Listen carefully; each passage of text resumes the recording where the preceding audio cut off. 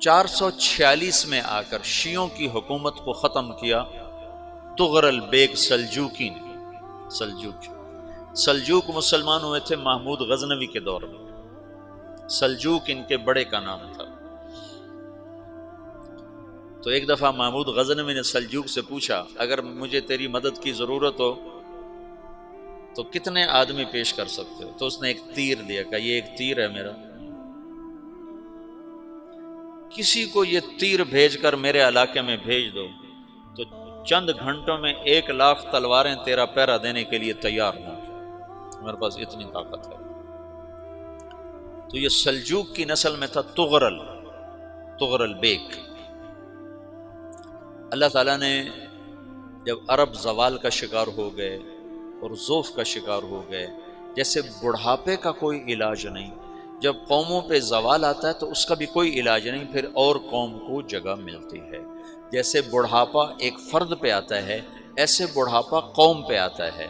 قوم کا بڑھاپا جوانی میں نہیں لوٹ سکتا، جیسے فرد کا بڑھاپا جوانی کی طرف نہیں لوٹ سکتا، قوم کا بڑھاپا جوانی کی طرف نہیں لوٹ سکتا، کوئی علاج نہیں، نئی نسل کا آنا ہی علاج ہے۔ تو عرب دھل چکے تھے، 600 سال بہت ہوتے ہیں حکومت کو، اپنی صفات گم کر چکے تھے، اب نئے خون کی ضرورت تھی۔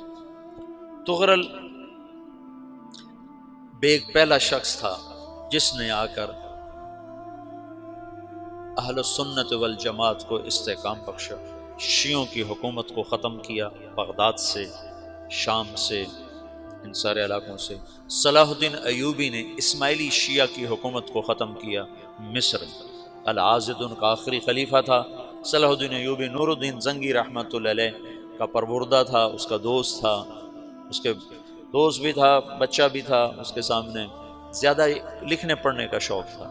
پھر اللہ تعالیٰ نے اس سے کام لیا اور اس کو مصر کا گورنر بنا کے بھیجا، مصر کی مدد کے لیے بھیجا۔ تو وہاں اس نے صلاح الدین ایوبی نے وہاں ختم کیا، طغرل بیگ نے یہاں ختم کیا۔ تو پھر سلجوق جو تھے نا یہ اقتدار میں آئے، ادھر ختم ہو گئی سلطنت بنو عباس کی، مصر ایک چھوٹی سی ترکوں کی سلطنت۔ تو اللہ تعالیٰ پھر مرکزیت کے لیے ایک نظام چلایا، دو لشکر آپس میں لڑ رہے ہیں ایک میدان میں، ایک جنگلی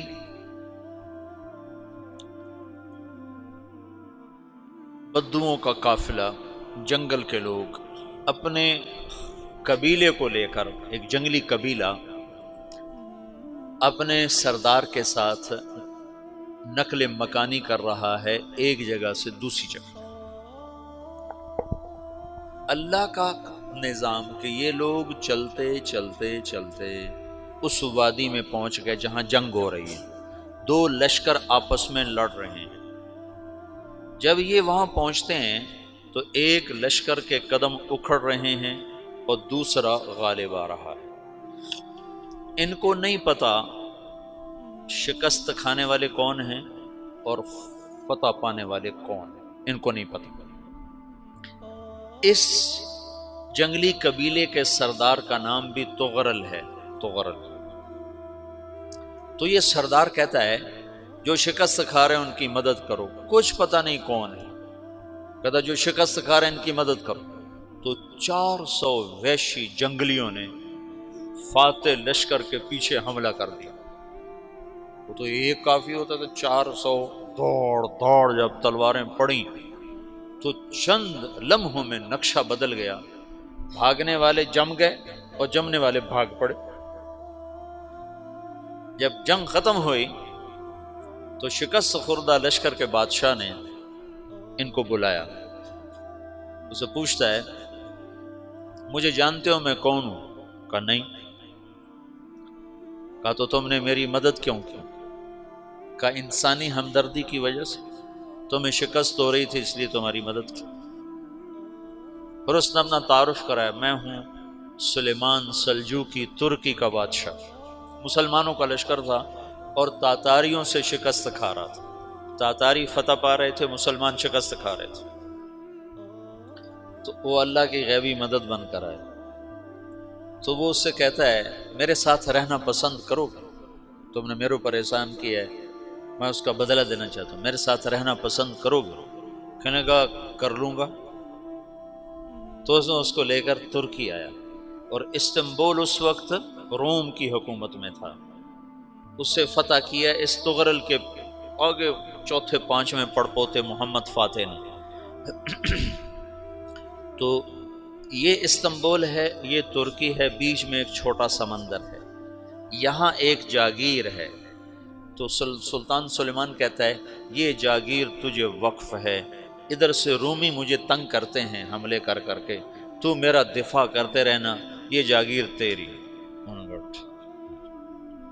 اس جاگیر پہ اس نے اپنے قافلے کو آباد کر دیا، اپنے قبیلے کو، اور ایک چھوٹی سی حکومت بنا لی، جو ایک صوبہ سمجھو، سلمان سلجوقی کا وہ ایک چھوٹا سا صوبہ ہے۔ وہاں جب یہ رہ پڑا تو پھر یہ ایک شیخ کے بیعت ہوتا ہے، وہاں شیخ طریقت ہے، ان کے یہ بیعت ہونے جاتا ہے، وہ اس کو رات اپنے پاس ٹھہراتا ہے، تو ایک کمرے میں ان کو ان کا خادم ٹھہراتا ہے۔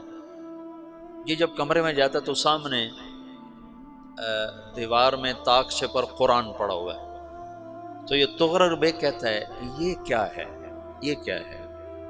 تو وہ خادم کہتا ہے یہ کتاب اللہ ہے، قرآن ہے۔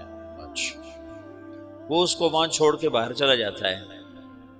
وہ دیہاتی آدمی، جنگل کا رہنے والا، پہلی دفعہ زندگی میں قرآن دیکھا، وہ کہتا ہے یہ قرآن ہے، اللہ کی کتاب ہے، میں اللہ کی کتاب کے سامنے سو جاؤں، کتنی بے ادبی ہے۔